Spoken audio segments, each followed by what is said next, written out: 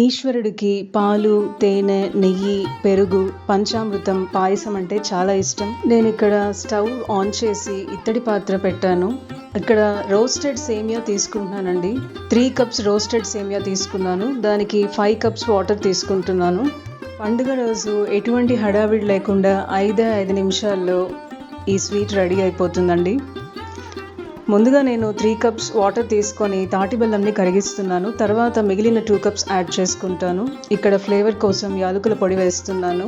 అలాగే ఇక్కడ పచ్చ కర్పూరం అంటారండి, ఎడిబుల్ క్యాంఫర్ అంటారు. ఇది చిటికెడు వేస్తే సరిపోతుందండి. చేత్తో ఇలా పొడి పొడిగా చేసి వేయాలి, లేకపోతే ఒకే ముద్దలాగా ఒక చోట పడి మనకు ప్రసాదంలోకి సరిగ్గా మిక్స్ అవ్వదండి.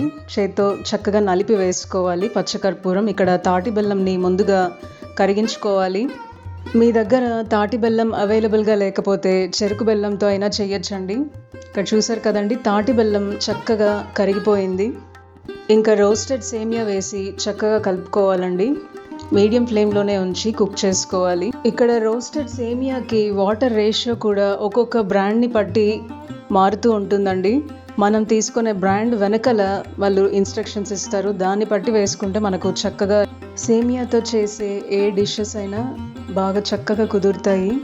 నేను ఇక్కడ వండుతున్న పాత్ర టిన్ కోటింగ్ ఉన్న ఇత్తడి పాత్ర కాబట్టి మనకు ఎటువంటి రియాక్షన్ అనేది ఉండదండి.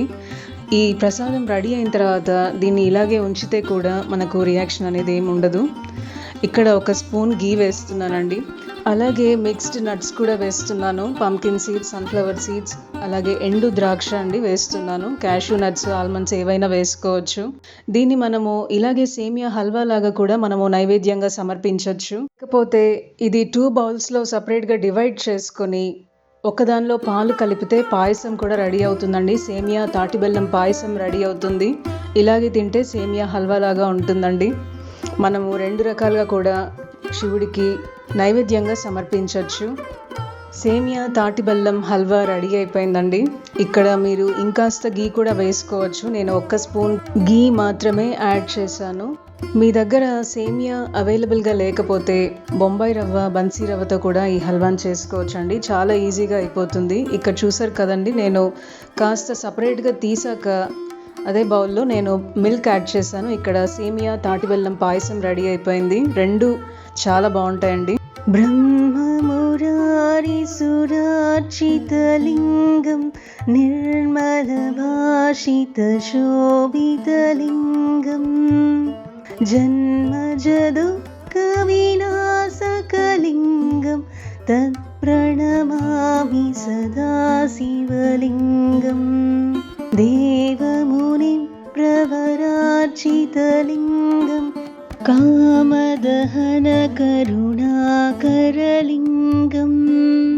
రావణదర్ప వినాశకలింగం తత్ప్రణమామి సదా శివలింగం సర్వసుగంధసులేపితలింగం బుద్ధివివర్ధన కారణలింగం సిద్ధసురాసుర వందితలింగం తత్ప్రణమామి సదా శివలింగం